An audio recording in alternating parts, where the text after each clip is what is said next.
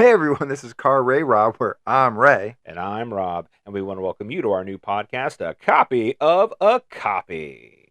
A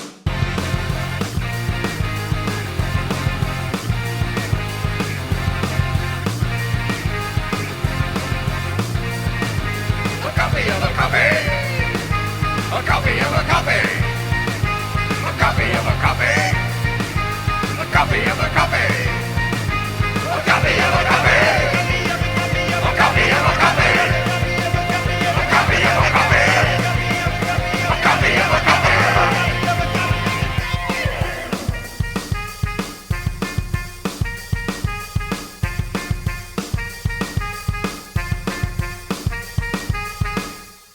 A copy of a copy. Welcome, everyone, to a brand new episode of A Copy of a Copy. Before we get started, Ray, tell everyone what it is we do here. What we do here, Rob, is we watch originals and we watch their remakes. And we wonder, why did they make a remake? Is it better? Is it worse? What was the motives? Absolutely. And this month, we are going to do something we've never done before. We are? Not only is it October, it is the spooky season. Sure. We are going to bite off more than we can chew, because we are going to be doing a copy of a copy of a copy. Three copies? Three movies, our first three-movie episode that we've ever done. Well, Rob, you know when you make a copy of a copy, it's not ever quite as sharp as the original. Well, we're going to see. Is that going to be true? We're going to see, because when you make three copies, I don't know. And we are going to be doing this by watching the original 1922 German expressionist vampire film, Nosferatu, directed by F.W. Murnau. Okay. We are going to be watching the 1979 horror film, Nosferatu the Vampyre, directed and written by Werner Herzog. Ooh. And we are going to be watching the new 2024 Nosferatu, directed by the great Robert Eggers. This will definitely be the most recent movie we've ever watched on our podcast channel. That is fair. That is fair. We don't normally do this. I've not seen any of these three Nosferatus. Really? Never. I don't believe in Dracula. I don't like, when I think if you watch his movies, you give him claim and support and power that I don't want him to have over me. Okay. Fair enough. Yeah, so... Have you seen all of them? I don't know if I've ever seen Nosferatu the Vampire. I actually don't think I have. I don't think so. I've definitely seen Nosferatu, and I've seen the new Nosferatu, but I don't think I've seen Nosferatu the Vampire. I do like Werner Herzog, but I don't know if I've seen this one. A good 50 years between all these movies, so they are waiting. But it's all kind of based off the same source material. Mm-hmm. So, we kind of did that with Wonka, you know, the source material kind of thing. And I'm not familiar. I've never read Dracula the novel, so like going at it from that angle with these three isn't going to work as well, just because I'm not as familiar with the source material to be able to speak to that. So really, we are really just going to be talking about these three films and their, and from that angle, not a book angle. And even though there are 50 years in between, or maybe 60 in between the first ones, it's still Dracula though, right? And that's a very saturated market, so to wonder why they keep remaking these is going to be interesting in that way. Well, as a preface, the original was called Nosferatu, and in fact they changed the lead character from Count Dracula to Count Orlok to avoid copyright infringement. So it's kind of in that instance it was like they weren't doing it adaptation, but not at the same time trying to stay out of some legal trouble. But it's still like, I guess maybe not Dracula, but that it's the vampire monster that we see a ton in movies, and so we'll see, is this different enough? Are all three of the movies different enough from each other, but also are they even different enough from the other vampire material that's out there to let it stand on its own? Definitely. And Nosferatu is considered to be the OG. Sure. It's where the vampire film started. And there's a lot of very amazing lore to the original Nosferatu that we'll go into after we watch the movies. Sure. I don't want to give anything away too much yet. But I love the original. I love the new one. I have no doubt I'll love Nosferatu the Vampire, because that one stars, let's see, Klaus Kinski. My mind was going blank. It stars Klaus Kinski as the Dracula character, and he is amazing. So I'm excited to see that performance. We're going to have our newest movie, and then we're also going to have our oldest movie, because going back to, what'd you say it was, 19... It is 1922, and it is silent. I think this is our first silent film we've done for anything. For sure. So we're doing a ton of firsts in this episode, and why not? Spooky season, let's go big. Yeah, I like it. I'm excited to do it. Let's do it. It's going to take a minute. We got 3 movies to do. I hope everybody's ready for this. This is going to be a bit of a slog. Well, guys, if you have the time and you haven't seen all of these Nosferatu movies, take the opportunity to pause the podcast, check them out, then come back and listen to me and Rob as we take on Nosferatu, and Nosferatu. Ray and Rob are currently watching the film. Wait, films? There are 2? How long is this supposed to take? I've got places to be, Ray and Rob will be right back when they're done watching the films.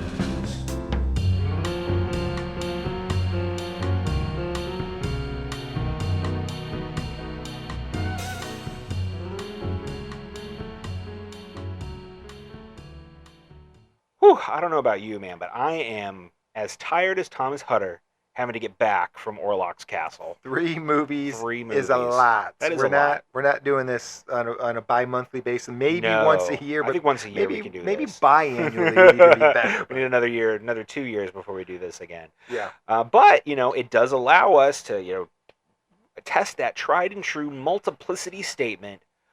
A copy of a copy of a copy as sharp as the original. Photogenically, very much sharper. It is much sharper in that regard. That's fair. But I kind of feel like, what was that MGM ride like? The where you traveled through Hollywood? The Great Movie Ride. The Great Movie Ride. I missed that. Kind of feel like we did that because we literally saw like 3 completely different generations of movies. So, like, right. All these movies 50 years apart. We started with a silent film. Right. Went to the 50 years later, let's remake a silent film, and then 50 years after that, we let's make a movie with CGI. Yeah. I mean, we really saw the whole movie making process I didn't even think about that. That's a great point. That's a great point. But yeah, we could definitely kind of break this down because you're right. Like, there's a lot of elements to all 3 of those. They kind of little things that are here and there, and I think that's kind of where a movie like this, which I think for the most part, I think we can say the central narrative stayed the same between all 3 movies. The core beats, at least, are the same in all 3 movies. Yes. Whereas each one, each subsequent remake, it kind of expands a little bit on this piece or that piece or, whatever, this character in that. Yeah, we always talk about with this show of we explore the idea of why did they remake this. And I think this one, it's crystal clear. So much time passes in between these remakes that there's new technologies, there's new methods like using talking in a movie, right? Which wasn't in 1922. Yeah. So there's new methods that weren't around. They're definitely just amping up this movie or the movie before it. Yeah. So I feel like that's less of the combo because it's so clear why they remake these. Yeah, more of the combo is what were they able to do with this? Over these 50 years, what were they able to add to the movie? I think that was kind of the funner thing for me to identify. Yeah, no, I can agree with that. And, I think it really kind of boils down to, like you said, each character, they kind of take little pieces here or there, and they're able to kind of expand each go around. Yeah. So let's take Thomas, for instance. Yeah, the lead. You know what? That's kind of an interesting point because I do feel like across the 3 movies, it does kind of change a little bit. Like, I might say that for sure in the first one, but even by Herzog's, I'm like, I don't know. Like, is he really disappears the second half of the story? Really? Right. Yeah. And then by the Robert Eggers version, Nick Holt is fantastic. I mean, he's probably one of my favorite currently working actors. Yeah, he does awesome. I think in just everything he's in, he is just absolutely outstanding. And this is no different.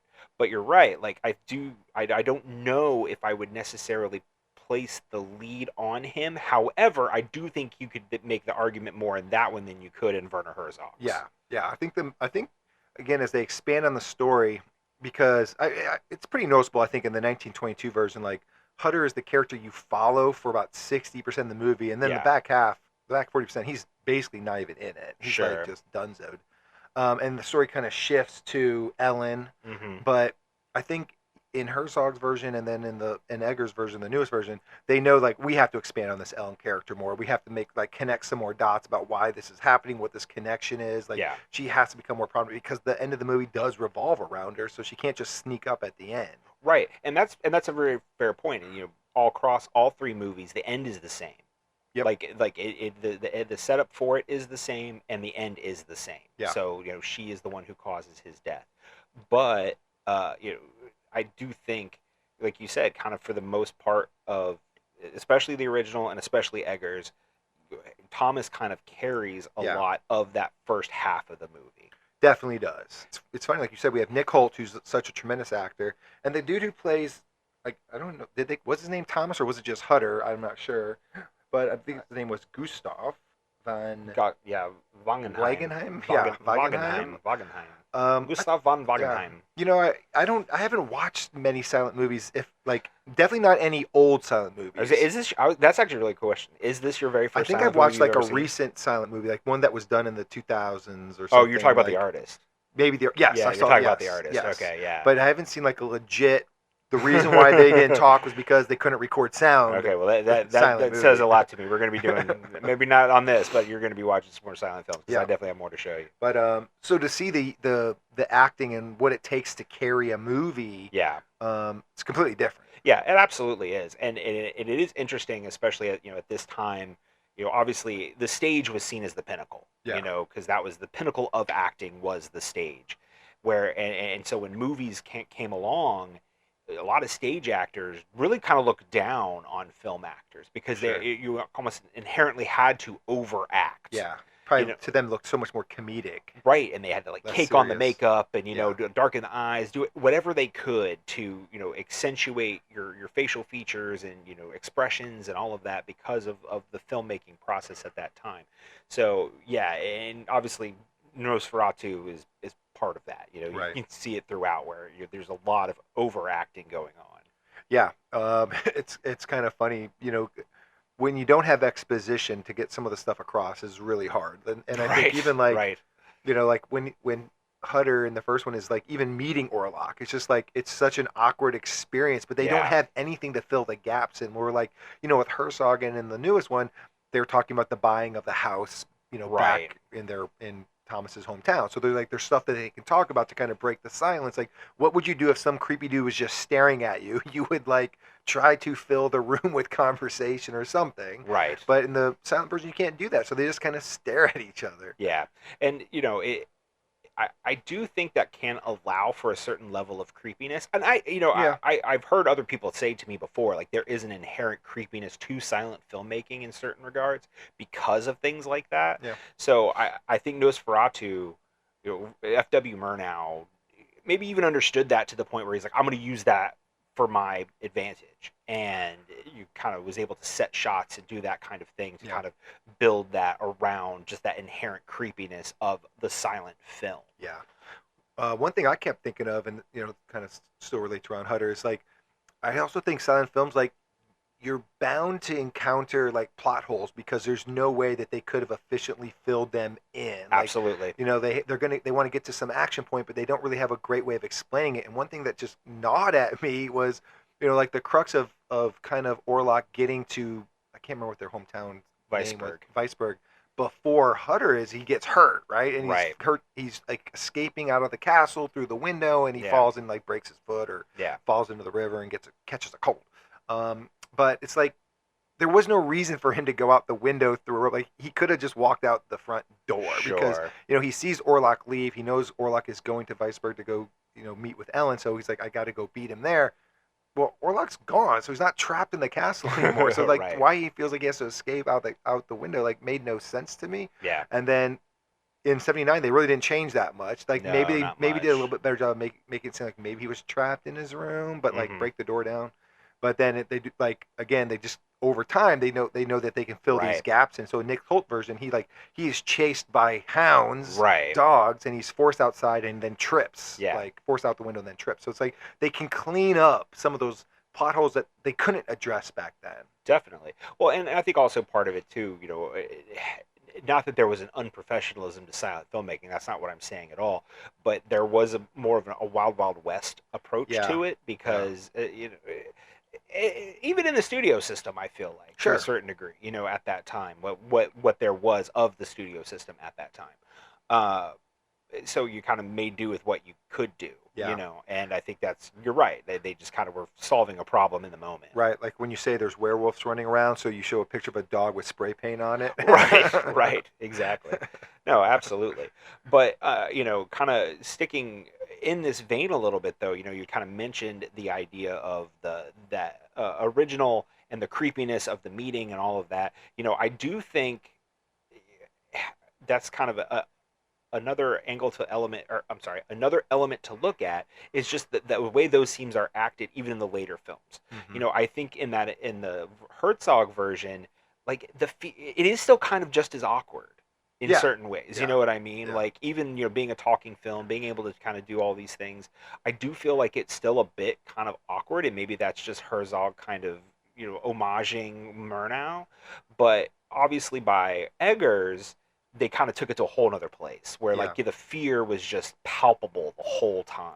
Yeah, almost to the point where it's like if you're in Thomas's shoes, you want to just get the heck out of there. It's like you want to run away as fast as possible, but you just can't. And I do think in Eggers' version, the newest version, like they do a much better job of showing that fear. Yeah, because I think it's difficult in the 1922 version and even in Herzog's version to kind of really pinpoint what Orlok or Dracula, which we'll talk about later, what Orlok's like power set is. Like, is he holding them in trances? Is he just like, are they just frozen from fear themselves? Or like, what exactly is like, how is he communicating with Ellen back home? Like, some of these things seemed weird and hard to identify. Yeah. But yeah, Eggers takes it to a different place because the performance of Orlok in the 24 version is very different. Very much more powerful. Yeah. Yeah. And I think that, obviously it all adds to that atmosphere, and I think that is one thing that still kind of ages well, even with Murnau, is his ability to kind of create atmosphere. Now, so like I said, some of that I think is just inherent to the medium at the time, but I do think that that's, by Eggers kind of was able to take that, like you said, that kind of fear and make you feel it in every drop of every frame. Yeah. Whether it was that scene or any other scene. Like, and I think it just goes to show where the process has evolved from. Yeah. And, for me, I think it would be tough for me to say, like, is there anything that I like about the 1922 version that I like more in the later versions? But one thing I will say, like, is the actual physical environment, like and so speaking of atmosphere, but like the actual literal atmosphere, like where these movies were shot at. It's like, this movie's supposed to take place in the 1800s, so maybe being in the early 1920s, it's a little easier to kind of replicate that look, because some towns probably still do look like that. Definitely. But like the town felt populated in 1922's version. It felt like there was a plague going around. Like people did, there was large numbers of extras that kind of looked like in panic and stuff. Sure. Where I think when you get to like the Herzog's version, like the town is so clean. It feels very sparse. Yes, I agree with that 100%. It's sparse. It feels like Disneyland. It's like very like there's no dirt on the ground. Yeah. I'm like, there's no plagues here. This town's great. Yeah. You know what I mean? But obviously Eggers is able to completely set dress everything, and it just really kind of envelop you in that feeling of plague. So I completely agree with that. Let's talk about Ellen a little bit. We talked about Thomas, because obviously he's getting back to Ellen.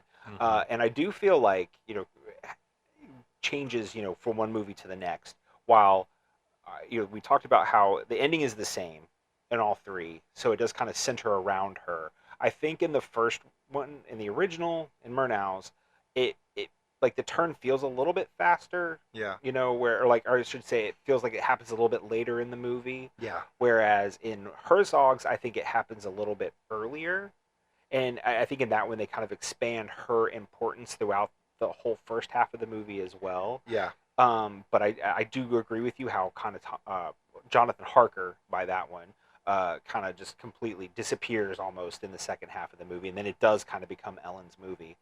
And then by Eggers' movie, I think there's a good balance between Thomas and Ellen, and I think that in that way, it kind of I think it does the Ellen character more justice. Yeah. If I could put it that way, just I think it makes her feel more important.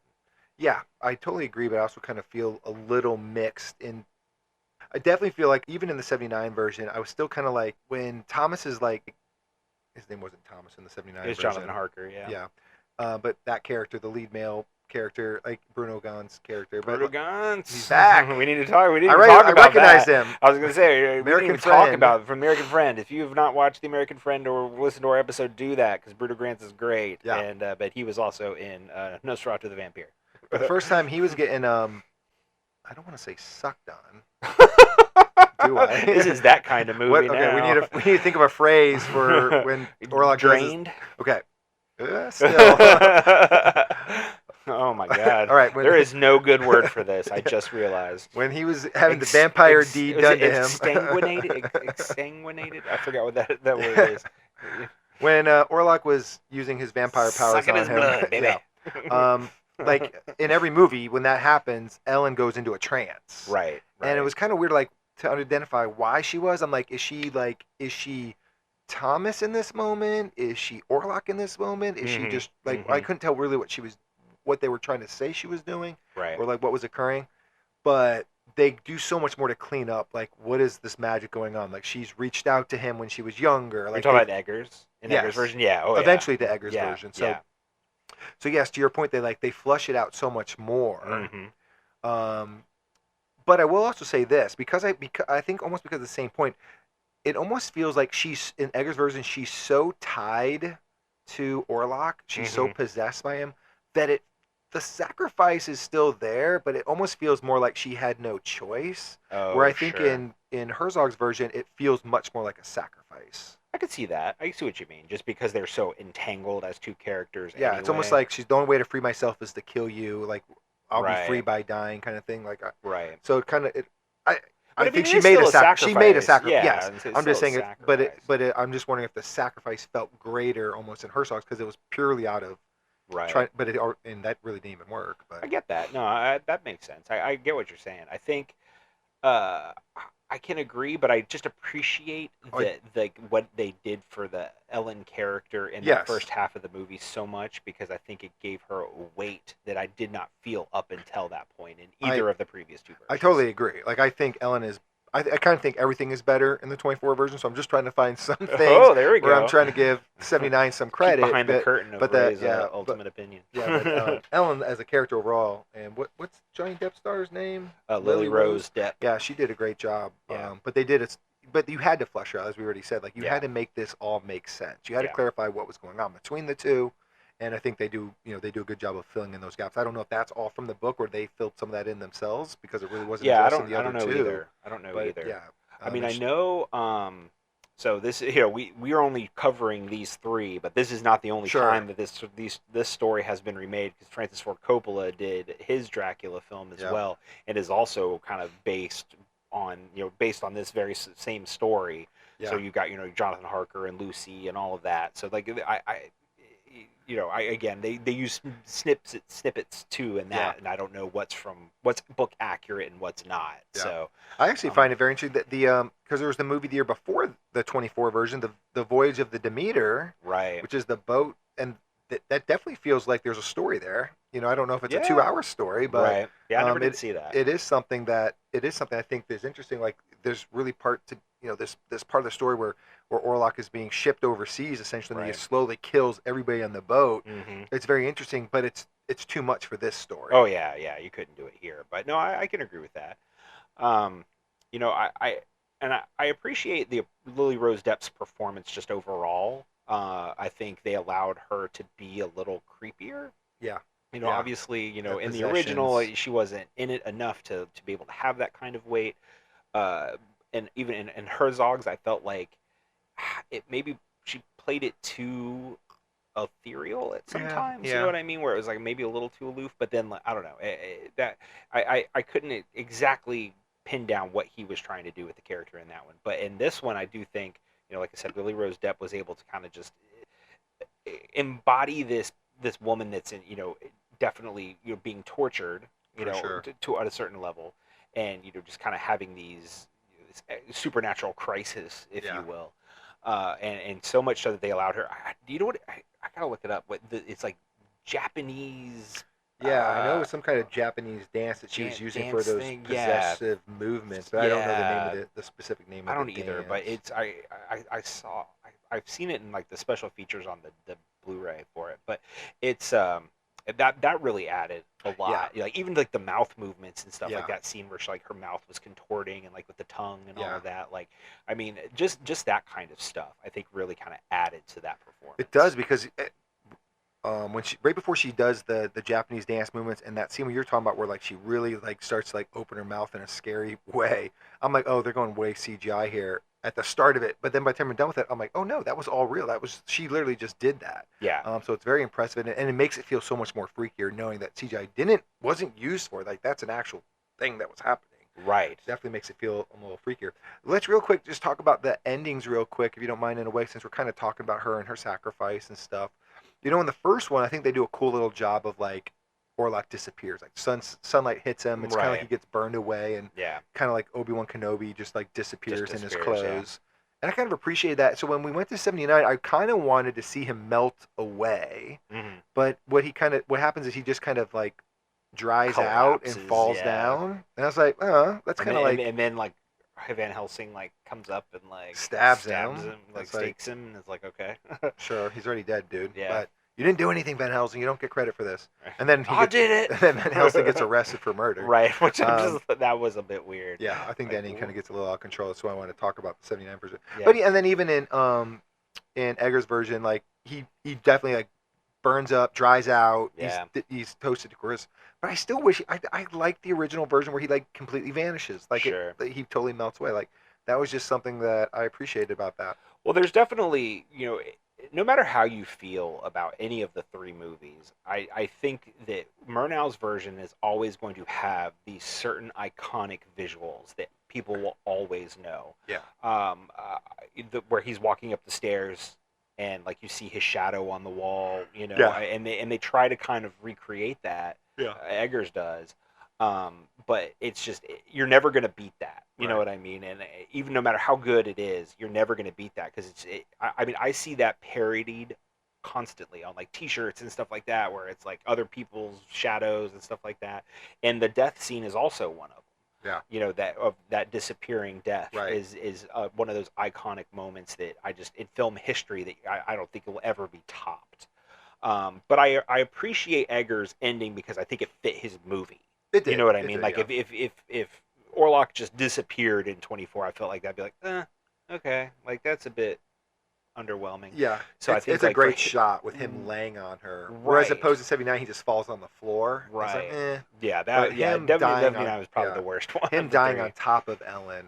Was great. But the other thing about 79 that I did not appreciate was like Thomas. His name wasn't Thomas, but Thomas Jonathan Harker. Yeah, turns into the next yeah. vampire. Like I didn't appreciate that part, like that additional. Like I thought the killing of Orlok kills like everything that he kind of did. Like, right. Would free everybody that was under his control, kind yeah. of thing. No, I can agree with that. I mean, again, maybe no happy endings. Maybe that's what Herzog was going for. But yeah, no, I can. The agree. Story continues. Yeah, I don't disagree. I think and it's unfortunate because I do. Obviously, if you listen to The American Friend, you know how much I love Bruno Ganz. Sure. But like, I do feel like he was like his performance was a tad underwhelming. Yeah. In 79. I agree. And there, there's just something about vampire lore where I'm not sure like. What's the difference between when they suck your blood and when they turn you into a vampire? Like, is it like Venom's? It varies, really. Yeah. Like, sometimes like you have to drain them all the way, and then you have to have them drink your blood, and then you have to, and that's typically what it is your victim has to drink the blood of the maker. Mm-hmm. So, like, I feel like the most common held way of how you, like, make a vampire. Yeah. But, I'm sure there are other versions. versions. Bruno Ganz do that. No, that's fair. I completely agree. And in a movie, I guess they can do whatever they want in that instance. Should we talk about? Well, before we get to the big guy, because I know you're getting ready to shift to the big guy, but I want to take a step back in a minute, because one thing that I did really appreciate, and I want to talk about it a lot because of the performances and how good they were, but just how the evolution of Friedrich and Anna kind of go. So like in the first movie in Murnau's, they're barely in it. You know what I mean? I was even confused. I'm like, I know there was I was supposed to read something that's his sister or that's his brother. Like, it was a little confusing. It was very confusing. Ellen was. It was almost like a throwaway thing. Yeah. You know, and then in Herzog's, it's a little more. You know, she's sleepwalking. Friedrich gets her. Yeah, it's a little more identified by who they are. Right. Yeah. It's fine. Again, maybe somewhat of a throwaway. But then by Eggers, I really loved like that expansion. Yeah. And just as a obviously major side note, not going to explore this at all. I know Francis Ford Coppola did more with that too in Bram Stoker's Dracula, but in this conversation, I really appreciated the expansion, and I always blank on Aaron Tyler Johnson. Yeah, Jonathan Taylor Thomas. Right, Aaron Tyler Johnson. I didn't want to say Jonathan Taylor Thomas. Aaron Tyler Johnson, who is great. He's a guy that pops up a lot, and like sometimes it's like in movies that you're like that Kraven the Hunter movie that just came out, you know, and stuff like that, and you kind of like, oh man, like you're better than this, and this is a movie that kind of makes me feel that way. Right. And then Emma Corrin, who was Princess Di in the Crown series, but then she was also Cassandra Nova in Deadpool vs. Wolverine, Deadpool and Wolverine. So both of their performances in Eggers, I thought was just fantastic. Yeah, and it does a good job of, again, filling in some of the gaps, because like in the 1922 version, when Orlok goes to Wisburg, it's like he kind of just stays in the house for a couple days. He just chills out, and she, you know, I think Ellen at one point's like, I see him every day looking at me through the window, because they're like literally neighbors in that one. Right. But like nothing's really happening other than the plague, and like the movie has to like divert and talk about like Knock, or you know, Renfield, like running across running across town. People catch him. Like it really diverts to something that's not really the story's about. You know, like capturing Renfield when it's not really like it's meaningless. Sure. Where this, they're like, all right, well, like what is some stuff he can do in these few days as we kind of wait for Thomas to get healthy and all this stuff, and like it's torture the family. You know what I mean? It's like he kills basically their nieces, or Jonathan Taylor Thomas's kids. Jonathan Taylor Thomas's from Home Improvement. Oh my God, yeah, Aaron! If you're out there, we apologize. That's what you get for having three names. But like they kill his kids, right? They kill his wife, and he goes through that torture. Like they're able to fill in the gaps better with the expanded cast. So, like, what is Orlok doing these 3 days? He's not just staring out the window. Right. That's not menacing. Have him do something menacing. So they make they give the character some moments to be scary. Yeah, and just the expansion of I guess the friction between Friedrich and Anna and Ellen. Yeah. I thought was very effective. Well, it's effective because medicine is horrible back in those days. Well, right. I mean, you are not kidding, man. I wrote it down I don't think they said it, thankfully, in Herzog's, but in both Murnau's and Eggers, they bring up blood congestion. Yeah. And I'm like, what the hell is blood congestion? And in my mind, all I could think of, man, you know, this movie was made in the 20s. Is this just like the 1920s version of female troubles? Yeah, basically. Like, is that what they're trying to say? Like, blood congestion's just female troubles. Yeah. I'm just good God, it tracks bears and vampires. You hear it? Bears. Bears can smell your blood congestion. Yeah. So it's like, all right, this girl's, you know, I mean, I know this is a movie, but like this girl's obviously possessed. They're like, I think she's got the flu, or she's got a tummy ache when she sleeps. Like, no, and then and then it's. You know, it's like I love in movies where they're like everything in the world is showing that there's possession going on, and he's like, no, she's just crazy. She's bringing evil on. It's just like, you know, they kind of blame her for no reason. It feels like, you know, it's like, come on, let her go. It's not her fault. She's possessed. Right. But then you also add into the mix Van France, played by Willem Dafoe, which I think also kind of adds this interesting level, because you're getting that alchemy, mysticism, occult kind of stuff in there, you know, and it's the natural world versus, you know, the supernatural and all of that. And I think that kind of adds a very interesting element to that dynamic as well, because it's like, I don't believe this, you know what I mean? So it's like, because he can't get over that hump, Frederick is just like, you know, constantly butting heads with this group of people, and I think it makes for great drama. Yeah, it does. Because another thing that I bumped on in the original and even in 79 a little bit, is like, is Orlok even scary? Because like all the death is from the plague, right? It's like, yeah, he brings the plague with him, but like he isn't like the central focus. So it's almost like, well, this plague thing is almost distracting. Yeah. But in this movie, it's like literally the plague is distracting. Like it's what Orlok, in Egger's version, I should say, is like it's Orlok's cover. Like he's able to hide in the shadows and do what he wants to do because people are so concerned about the plague. They're not noticing, wait, these people on the boat died because of this monster, but they're not blaming the plague. Yeah, they're blaming the plague, right? So it's like, just everything just felt so much cleaner in that regard. Yeah, absolutely. And I guess that the von Franz character, I'm reading it here, is that it's based on Bram Stoker's Van Helsing. So like the Van Helsing character from '79 basically becomes von Franz in Egger's version. Okay. So it's, I think, obviously on performance level, they're heavy hitters all around. Right. In this movie. So I think that obviously helps the movie greatly. But since you wanted to talk about the big guy, let's do it. Let's bring out the big guy. So let's talk about Orlok / Dracula. So before we kind of go into this character just overall, do you have any idea about the original actor, Max Schreck, who played Orlok? Nope. You don't know anything about him. So, it's, you might wonder, like, well, why does he look that way? Why does he look that way? Lots of makeup. Right. Well, it's because he was actually a vampire. Oh, really? You didn't know that? I've never heard this. Never heard they're actual vampires. So, yes, that is the lore of Nosferatu. Again, it's whatever. That Max Schreck was actually a vampire that F.W. Murnau stumbled upon and decided he was so fascinated by him that he decided to make this movie. It's actually it is not true, obviously, but back then medicine was horrible. Right? You couldn't really tell.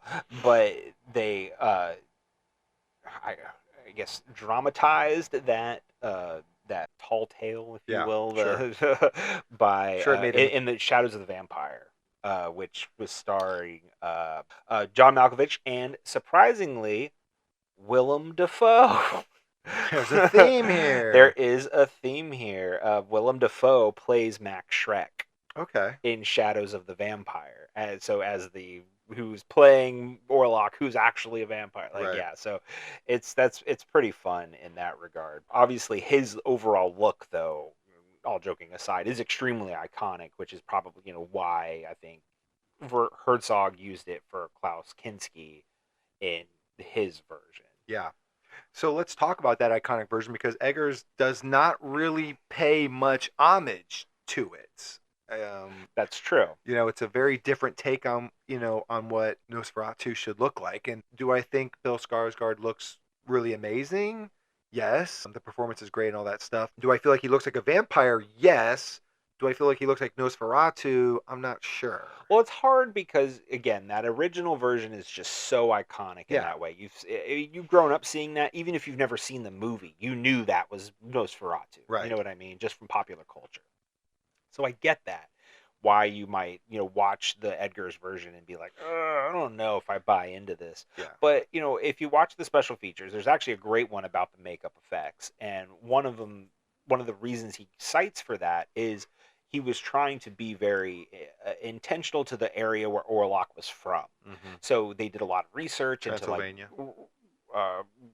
the Carpathian Mountains, I guess, and just what the people of the region looked like, and especially for somebody who was like coming from like a royal line and like all of these things. So they found these paintings and whatever, and kind of built the look off of that. That's why he has a mustache. Yeah, because that was kind of like, I know when the movie came out, that was like such a weird, like people were like, wait a minute, he has a mustache? Yeah, but I love both. I'm gonna totally like chicken out on this, and I'm not picking one. I'm saying I love both for different reasons.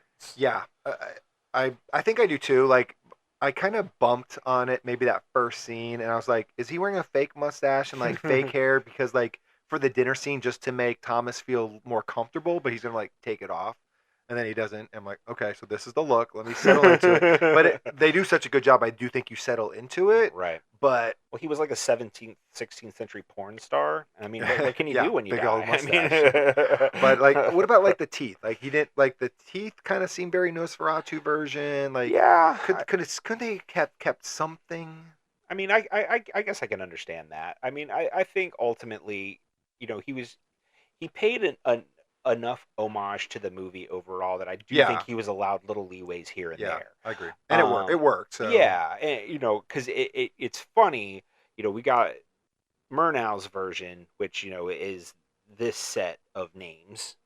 Then you get Herzog's version, which, as we've talked about, changes to the actual names of Bram Stoker's novel. Right. And then Eggers was like, okay, well, I'm remaking the original. Like, so I'm gonna, Murnau's version. I'm gonna go and I'm gonna put them back to the way they were then, even though we didn't have to. Right. Because for those who don't know, and we mentioned it, I think in the before section, the reason that Murnau didn't have the Stoker names was because he didn't have the copyright to do it. Florence, Bram Stoker's wife, was still alive, would not give him the rights to do it, so he had to change the some stuff.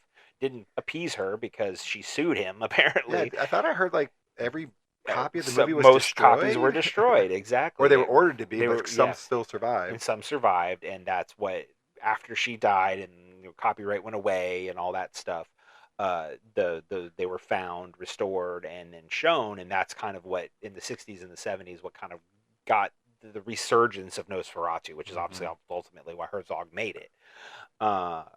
But because that had all transpired by the time Herzog was able to make his, he could use what the names and everything from the book. So he said, well, I'm just going to do that. Sure.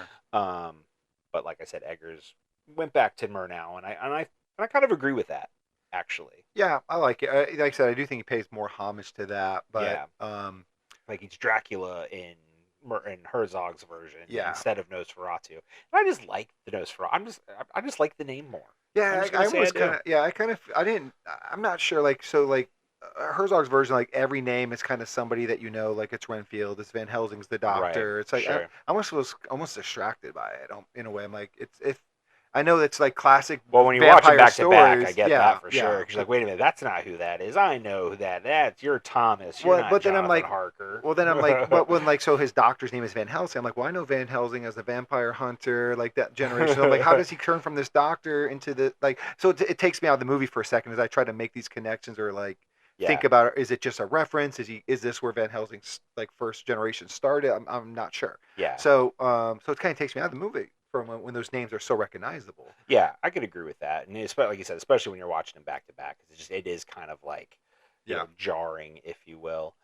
But one thing that obviously Eggers and really Bill Skarsgård, I mean, let's be honest, was able to do is kind of cultivate a fuller performance than say Max Schreck, simply because of being a talkie. You know what I mean? Like he was his voice is so powerful in this movie. It really is, and again, it's a kind of a testament to Bill Skarsgård. I mean, most people know him now for Pennywise and all of that. Like him, just the ability he has to kind of create a character, I think is kind of maybe. I'm not going to say he's underappreciated because that's obviously not accurate. I just mentioned Pennywise and how like popular it and stuff is and stuff like that. But I also think it's underappreciated at the same time. You know what I mean? Well, almost like a Daniel Day-Lewis.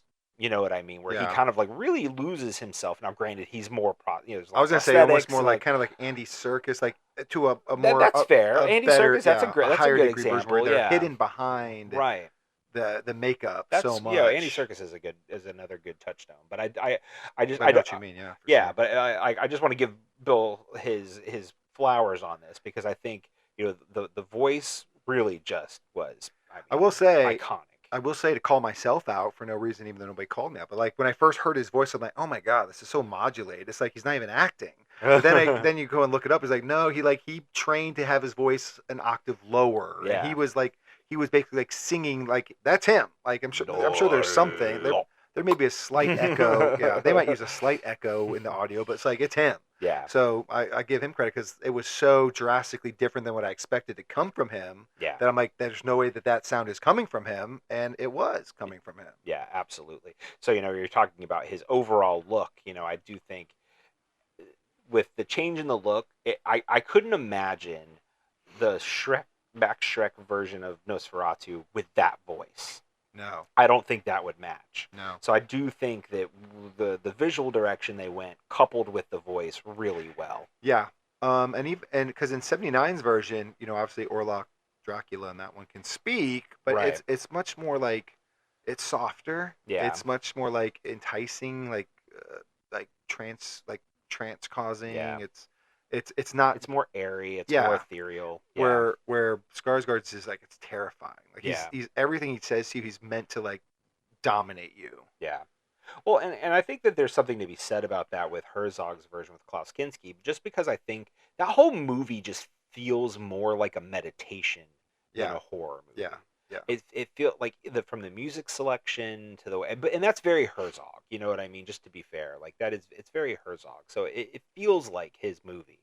But do I feel like it reaches the heights that it necessarily needs to? No. And I think that's where like Eggers and Murnau obviously maybe stand ahead above is that where they're realizing we're making a terrifying movie here, so let's make this terrifying. Yeah. And so I was kind of glad that Eggers, especially watching it, in order like this, was able to kind of bring it back to maybe the roots, if you will. Yeah, I think he was able to like expand on. We're not just remaking the first one, but we are trying to make it a horror movie where like Herzog's was like, that he didn't add any to the horror elements, like really adding horror elements that weren't already there. Yeah. In the first one, and for sure. you have 50 years of now like of movie making tools and prosthetics. Like you could do more, but he didn't really choose to do that. Yeah. Well, right, we don't really pick favorites on here. That's not really why we do it. But this is the first time we've ever done like a copy of a copy of a copy. Yeah. So we got a lot of movies to talk about here. But just how was the experience as a whole? With 3 movies as opposed to 2. We already said it was exhausting. Well, but that's it. We're done, everybody. It was very exhausting. I'm going to bed. Yeah. Other than that, though, I'm not a big horror movie guy, and these really weren't necessarily. That's a really good point. Yeah, so to make me watch 3 in a row is pretty damning of you. But they, I really did enjoy watching the movie mature, like through time. You know what I mean? It's like you put it in this time capsule, and like what comes out after 50 years, what comes out after 50 years. So I really enjoyed seeing that, like Hollywood be able to expand on the story, be able to fill in the gaps that they knew were weak on. It almost shows you like, this is why you would make a remake. Like, this is not a cash grab. Right. This is like the time is now. We are able to make a better version of this, something closer to what the author may have really liked even more. Like, let's do it. Yeah. And I think all of these movies were made for the right reason. Yeah, I kind of agree. I think we kind of, if we were kind of trying to put it into a category of a remake that we've kind of done thus far, I probably would put it in the same category as the Wonkas. Yeah. Where it was like, obviously they were trying to, make it closer to the source material in certain regards. And like you said, kind of 3 bites at the apple. They were able to do a little bit more each time. Yeah. Kind of like Invasion of the Body Snatchers a little bit too, where it's like culturally, like it's like we're ready for a new version of this. Right. Not thematically, but well, and I mentioned, we talked about how Murnau's version ended up, being destroyed for the most part, many of the prints, and they weren't, found again until the 60s and 70s. And that's part of the reason why Herzog decided to make the movie, is because once it had that resurgence, he called it one of the best German films ever made. So at that point, that was kind of why he wanted to do this movie, is because he just, he had fallen in love with the original so much and wanted to make it. And I get that. And, I think Eggers, it's funny. I had a friend of mine I was talking to about when they first announced this movie, that he was doing Dracula, or Nosferatu, I should say. And I was like, it's cool, but I'm also like, it feels like it's like the lowest hanging fruit. You know what I mean? For especially him. You know what Eggers, I mean? Yeah, for Eggers. Like, if you've seen any of those movies, you've seen The Witch, you've seen The Lighthouse, you've seen The Northman, like, stylistically, it's like, man, this just feels like, low-hanging fruit. But in the end, that's a good thing. Like, he was made to make this movie. You know what I mean? And I think that the end result proved that. And I think, so while it might sound like a dig, it's not. So it could feel like a cash grab where it's like, well, you're remaking this movie again, how many times are we going to... And like I said, I mean, Francis Ford Coppola did it under the name Dracula. Right, we've seen vampires a million times. Yeah. But I honestly, at this point, I would go to the mat saying that, I do think that there comes a point when there's a filmmaker that comes along that is meant to make a movie. And I think in this regard, Robert Eggers was meant to make Nosferatu. So let me ask you this, because, once a movie is like, it's in the zeitgeist, you really, really enjoy it, typically we don't want you to do a remake. We want to just go back and watch the original. But I think this is 3 cases where I'm like, wow, I do think the movie maybe is slightly better every time. Yeah. So in 50 years from now, 2075, would you want them to remake this? Should they try again? Or like, no, we've settled on the ultimate version? I mean, I'm going to go out on a limb and I'd say we've settled on the ultimate version. Yeah. Is there much to improve upon? I don't think so. I wouldn't think so. I think, as I said before, Murnau's is always going to be in the popular culture zeitgeist for multiple reasons, and it deserves to be there. But when you're talking about a silent movie, it's like, okay, I get why you would remake a silent movie. Yeah, there's definitely parts where it drags. Right. But it's like the visuals there's a lot of scenes of people walking. It's like, that's cool back in a silent movie because there isn't sound anyway. So give them the visuals. Right. Well, and you've got the live music going along with it, and stuff like that. So there's a lot of parts to a silent film that are, very specific to that medium. So I think now you could obviously you'd understand why you'd want to turn around and do a remake of a silent movie. Don't remake Charlie Chaplin though. If you do, you're dead to me. But but that being said, what about one of his talkies? Well, I mean, no, still no. But I think for me, it's interesting because I do feel like Herzog's is a bit of a step back, and that might make some people mad, and I'm not meaning to. It's just and especially watching all 3 back to back, like because I watched them in order for the first time. You've skipped 79, so right. This is definitely a step back for you, really. Right, because I had never seen it before, so this is my first experience with it. So maybe it's something that would grow on me, but I just think Eggers really just struck gold. He was able to take that original Murnau version and take it to the pinnacle of what it could and should have been. And I don't think there's anybody that's going to make it better than him. All right, Rob, we've done it. Not only have we watched 3 movies about vampires, we now just did this entire podcast, and I am done. We've seen a lot of sucking. Watching the movie didn't suck, but you know what would suck? If people who listen to all this after we went through all that don't like the podcast because they should, they don't subscribe to the podcast because they should, and if they have the opportunity to leave us a 5-star review and they don't, that would suck. They should leave us a 5-star review, because if they do, we're going to read it live on air someday. They can also, those same people can also email us at carrayrob@gmail.com or reach out to us on Blue Sky. Absolutely. You can also now follow us on Facebook. Woohoo! We're old, so we use Facebook, but you should definitely do that. The Facebook. Find us, the Facebook. Find our page, CAR RAYROB Podcast Network. Let us know what you think about any one of our shows. There'll be some great posts on there coming soon. We will be back next week with Ray's episode of Say Hello to My Little Film. I got a special one for you. Do you? Yeah, I think so. I don't believe you. Okay. We're going to see. But then we will be back in 2 weeks with Hello Movies, My Old Friend, where Ray and I are going to be revisiting Spawn. I can't wait. Yeah, that one's going to... I'm so curious. Maybe not. Maybe not. Maybe it will shock us. But I feel like... The combo won't suck. The movie might. That's fair. Okay, we'll split the difference. Next month's copy of a copy is going to be very special because it will be in preparation for the release of Wicked for Good. And we're going to do that by rewatching the original Wizard of Oz and the musical Motown remake, The Wiz. I've only seen one of those, and I'm not going to tell you which one. Really? Yes. It's definitely The Wiz. I'm not going to tell. I'll never tell. You'll never tell. But it's going to be a great conversation. Either way, you're not going to want to miss it. But until then, this is CAR RAYROB. Where I'm Ray. And I'm Rob. And remember, be defined by the films you love, not the ones you hate. A